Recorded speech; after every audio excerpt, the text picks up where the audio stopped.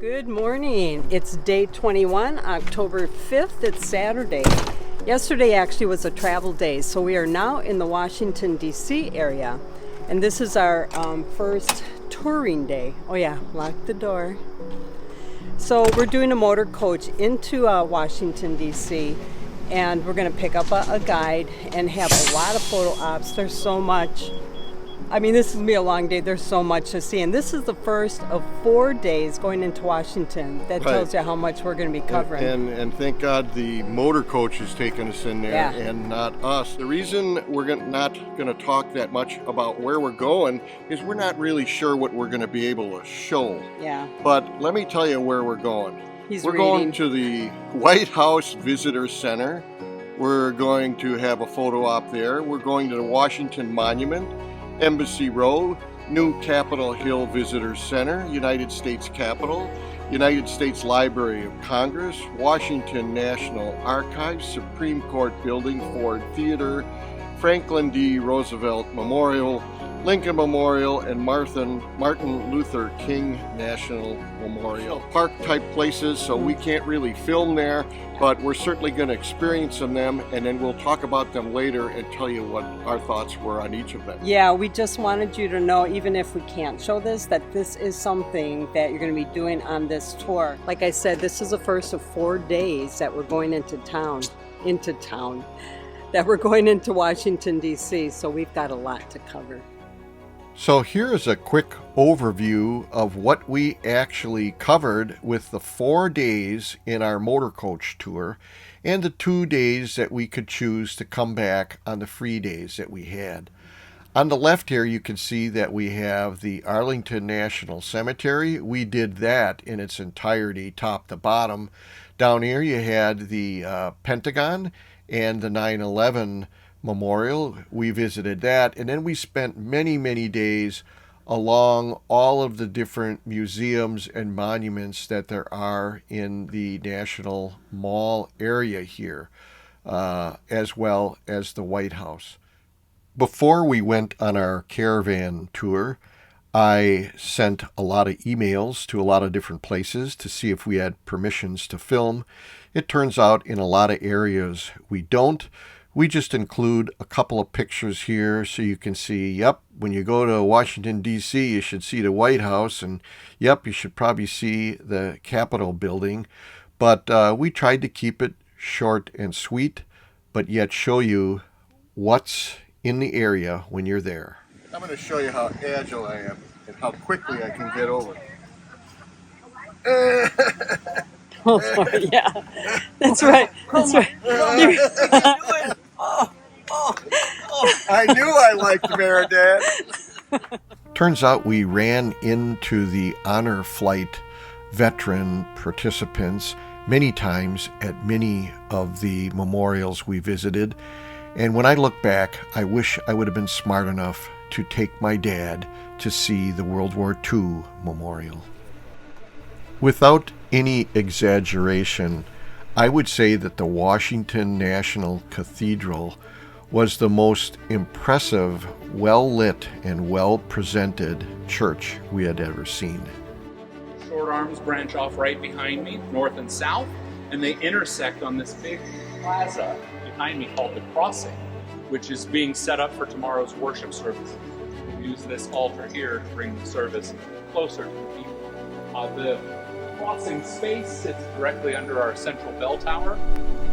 Well, our group tour is all done of the cathedral, and we are all lining up and waiting for the bus in the shade. So excuse me, ladies, what's your impression of the National Cathedral? Oh my God. I felt like I was back in France. I really did. No, seriously. We've been to some cathedrals in the U.S., but this one is right up there with the ones in France. I think this is probably the most well-lit one that we've ever been hit to. it So right. you We hit it actually right. can see it really good. Yeah, we hit it right with the sunlight hitting just The right. colors coming through the stained glass are just phenomenal. Mhm. It's just one of probably the most amazing things I think I've ever seen.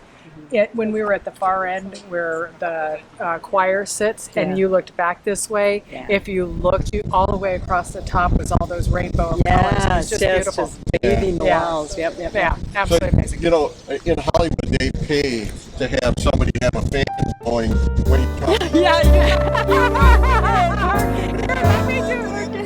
me do the dress. The right, because this is the British Embassy now. See, there's their symbol. Winston Churchill's going to be here on the right. Just a few seconds. He is 1 foot forward and 1 foot back, and I'll explain why. They made this statue for a good reason. In Washington, D.C. and the United States, you're going to see that diplomats have the right of way. You as a pedestrian do not have the right of way. So I want you to look around at these license plates. You're going to see a lot of them. They're blue and they have no state. Those are diplomats. The last time Sue and I were in Washington, D.C., we actually went on a guided Segway tour, which we highly recommend, as well as a nighttime bicycle riding tour of the Washington Mall area and all of the memorials. The Martin Luther King statue illustrated to me that sometimes I personally have to visit something a few times to get it. I remember the last time we were here 9 years ago, I didn't really like the fact that the statue wasn't finished on the sides and the back, and as unbelievable as it sounds, I totally missed this saying on the side and the symbolism of this sliver of hope coming out of the mountain behind the monument. Franklin D. Roosevelt was the 32nd President of the United States and led the nation through the most difficult times, that being the Great Depression and World War II. Virtually anyone who has visited a state or national park has witnessed firsthand the miracles that the Civil Conservation Corps accomplished. So remember, we really don't have permissions to film in the national park, so we're just showing you little snippets of what there is to see in this area so that you know what to do when you go. So good morning. Today's Sunday, October 6th, day 22 on our caravan. And I can tell you yesterday we were two busy tourists. We are going to be going to the Smithsonian Institute, and we're going to actually be there about 4.5 hours, and that will include our lunch break. But then we're going to go to the National Mall area and pick up on the different memorials that we bypassed. So this is the National Law Enforcement Officers Memorial. This wall all along the edge, you can find the name of any officers or family members that were taken down in the line of duty. There's a directory that you go to and you look up the name of the person that you're looking to see if it's engraved, and then there's a panel number that you can match up and try to find where they are. Ford's Theater in Washington, D.C. is where President Abraham Lincoln was assassinated on April 14th, 1865. This is a great example of one of the many things you could plan to come back to on one of the 2 free days that we had scheduled while in D.C. You could spend the 1 hour it would probably take to tour the inside, as well as the adjacent Peterson House across the street where Lincoln actually died. Once you get the lay of the land on the bus excursion days, planning a logical personal road trip back into town starts to look a lot easier when you have a game plan. What the center of the reflecting pool looks like. You got the Washington Monument on one end, and you got the Lincoln Memorial on this end. The Korean War Memorial has larger than life-size soldiers walking through a field. And the Vietnam Memorial is, of course, the iconic wall with all of the names of the fallen soldiers. But it's the World War II Memorial that drives home the point of war to me, because that's the one my dad would talk about when I was a small child. The Jefferson Memorial, located in Washington, D.C., honors Thomas Jefferson, the principal author of the Declaration of Independence in 1776 and the third U.S. president elected in 1801. Well, I thought I'd pick the two loneliest benches. This bench, I can't show you the building. I'm trying not to. They don't want you to show the building, but this one is facing away from the building. So this person that perished in this tragedy was actually an employee of the Pentagon.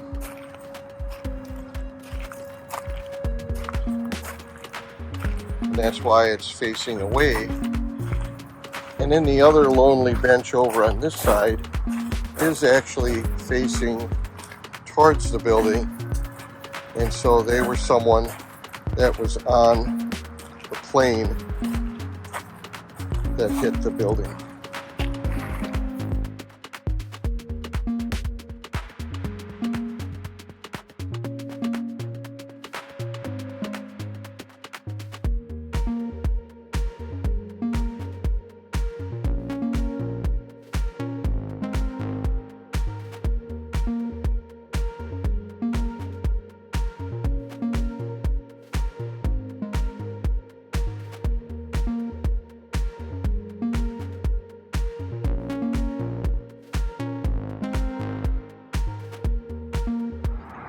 So the lines in this memorial were these benches either facing away if you were in the Pentagon building or facing towards me if you were on the plane. If you follow these lines along the flight path, there's a year, and that must be the people that perished all along this particular flight path line were born in 42. Because here is 41, but you'll notice they skip 40 because no one was born in 1940 that was on it, and here's 1939.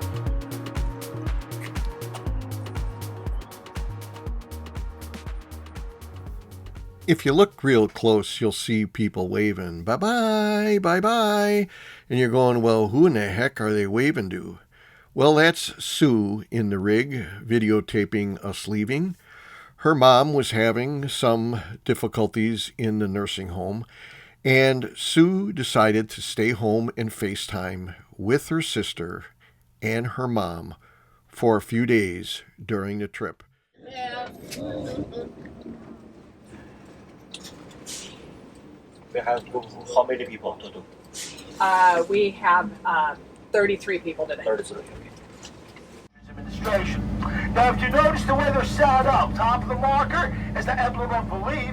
Arlington Cemetery recognizes over 90 different emblems of belief. When I arrived at the Arlington National Cemetery and I saw how large it was, I was really happy that we had a guided tour on this tram that took us to all the different stops. Now you can see by this sign here, the JFK gravesite was one way, the unknown soldier tomb was the other way. I needed a little bit of help with my photos, but I figured out a way to make it look like Sue is here with us, and so I hope it's not too obvious.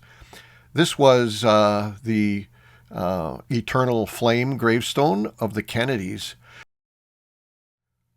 From all of the times that I've seen on television or on the internet, the Tomb of the Unknown Soldier and the changing of the guards, I never knew that it basically was on the opposite side of this amphitheater. Just take a look at how impressive this place is for any type of ceremonies that take place before you go in back and watch the changing of the guard.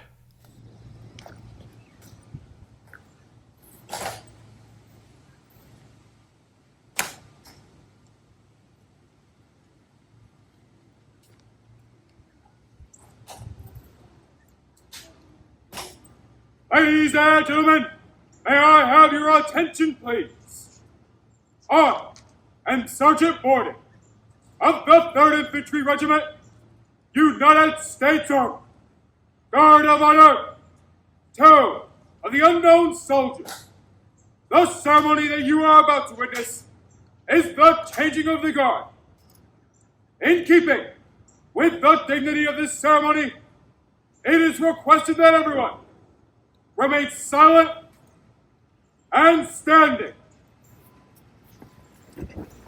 Since Sue wasn't with me, I was like a little puppy dog that didn't know what to do. So when we were at George Washington's Mount Vernon home, I kind of fell down on the job. And thank God Merdad and his wife Renee, they were on the job. So I was able to utilize some of their photos to make things happen. Now, it was unbelievable to be in the same home that George Washington was way back in the day, but I kind of ran out of photos from them, and I needed someone else to help. So thank God I had Mark and Rebecca, see if you can figure out which one's Rebecca in this photo, that helped me have additional coverage. I think that this slide that I got from Mark and Rebecca really brings home on how big this homestead was and how much time you can spend here if you choose to make this a half-a-day excursion by coming back or coming by yourself. There was just plenty of places to wander around. There was signage that told you what you were looking at and how the building was utilized in the past. But speaking of the past, Mark was smart enough to capture this holographic photo where it kind of toggled back and forth between how it was back in the day and how it looks now that it's been preserved.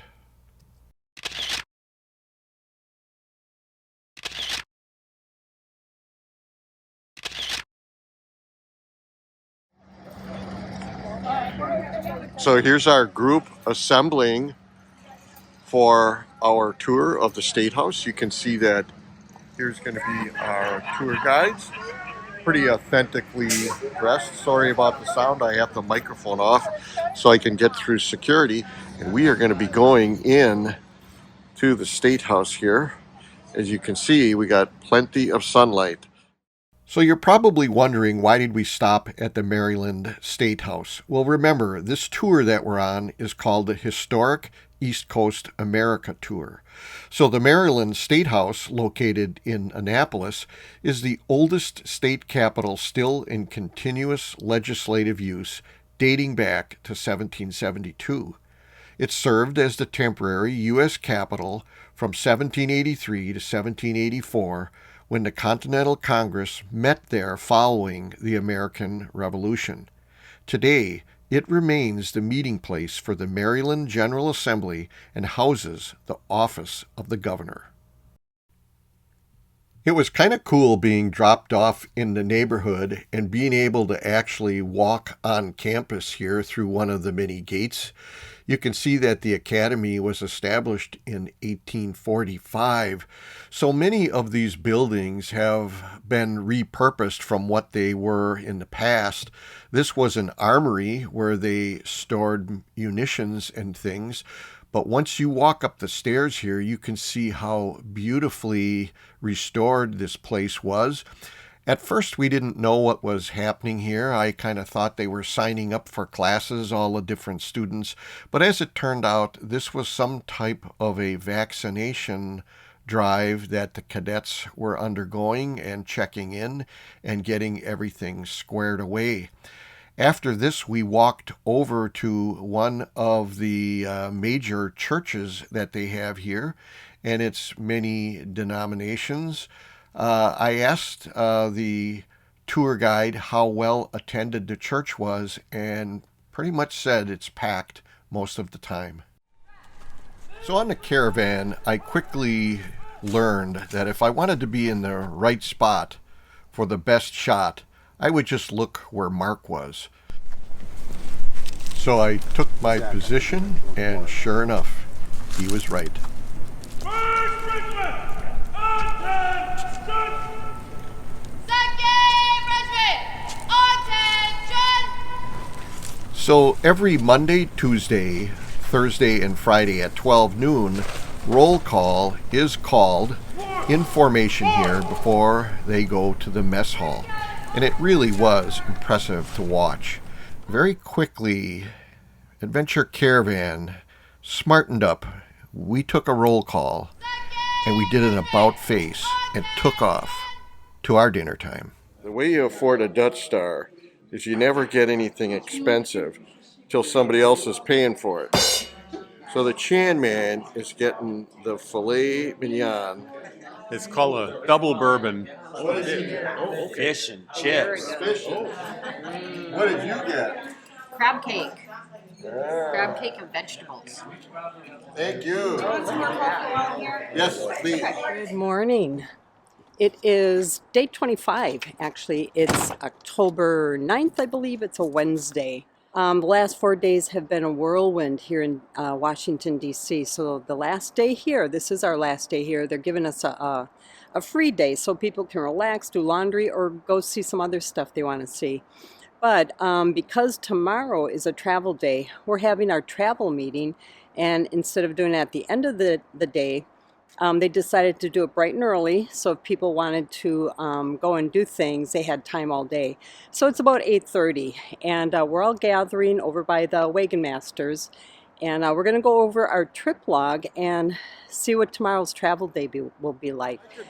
It's morning, everybody's had their coffee. I'm not getting faces because if they're as tired as I am, we're good. Just want to show the food. What a spread. It's all about the food. Now, I dedicated myself for the channel because Sue's recording, and that's good, but I'm going to get some action shots shoveling the food on my plate before it's gone, and, well, she's on her own then. Continuing down to 118.5. Okay. Everybody got that? Now, as important as it is to show the coffee dripping here to kind of illustrate how the morning was going, the real thing I want to show you is Sue sitting in that chair in the distance. Sue is an excellent navigator. She does a lot of planning and looking ahead and satellite views of where we're going, and yet the importance that she has given to reviewing the trip log in these meetings is pretty much a testament to how useful and important they really are. It's day 28. It is October 10th. It's a Thursday, and it's a travel day. Let's get out of the light here. It's a travel day. We're heading over to Williamsburg today, and it's going to be a little bit more relaxed once we get there. It'll be not so much motor coach and a lot of ride share sort of things. Mm-hmm. And this evening, actually, we're going to have a nice social. We're going to have a gathering with a chicken barbecue sandwich, and we'll just kind of all get to breathe and relax once we get to Williamsburg. I have my personal navigator sitting right next to me. That's so right. I just have 4 hours of luxurious driving in a Newmar Dutch Star with comfort drive, and I put full confidence in Sue. We'll get there. So I'm really glad I got such an awesome navigator. Yeah, that 4 hours includes a fuel stop. Right. So speaking of stops, honey, I have one more stop to make in the rig. You better before we start traveling. Take care of your business, please. All right, here we go. On the road. This is Adventure 2. This is Adventure 7. We're getting ready to leave the park.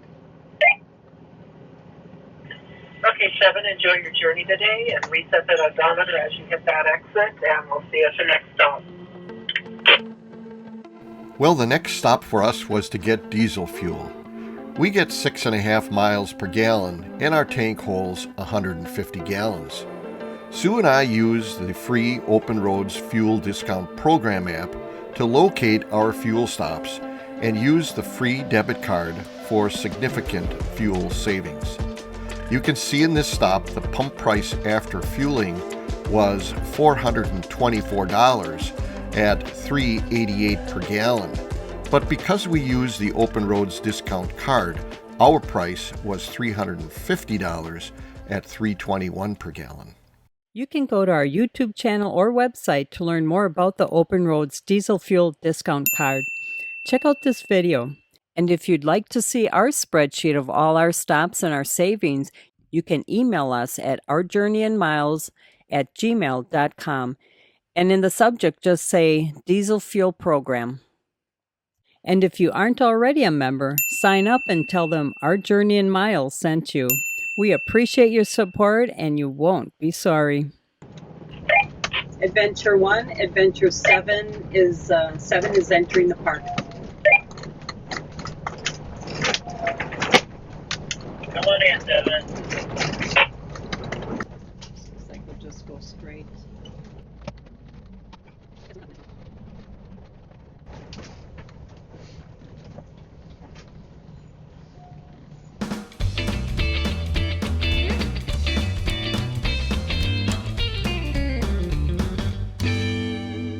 All right, we made it. We are in Williamsburg right now. Kind of an uneventful drive, which is 164 miles. Yeah, and that's good. I mean, it was congested coming around Washington, D.C., but not too bad. We made a couple stops, one for fuel and one just for restroom and lunchtime. Nonetheless, we were happy to have the turn-by-turn instructions. We followed it probably more than we usually do. Yeah, he's talking about our trip log. Yes, yeah. That trip logs is invaluable. You can't do without it. But anyways, we're heading over now to the clubhouse here. We're having a social, something we haven't had a chance to do that much because we've been just so darn busy with our motor coach, long days. So we're going, and it's a staff dinner. They're making like barbecue chicken sandwiches, potato salad, a bunch of other stuff too. It's actually going to be a game night, so this truly is going to be a social time. We're going to have a good time. Anyways, one of the social times, and that's a big thing with Adventure Caravan, to make sure we have socials and well, you want to get that. to know the people you're traveling with, because you can get to do things with them outside of the caravan. That's how we met Tim. Yeah. And we like Tim. We're not sure if Tim likes us, but we'll talk to him later about that. All right, let's get going. Wow. Wow, you guys worked really hard. This is pretty amazing. So I do have to admit, Rebecca just said that we have the aura of being honest, and we were walking around taking a walk after we set up, and we're the only ones that didn't set up our water or our sewer. So that means, theoretically, we could end up being the smelliest ones in the group a few days from now. You guys set up, I noticed. They set up. Tim didn't set up. Well, this wraps up days 20 through 26 of our 36-day Adventure Caravans Historic East Coast America RV guided tour.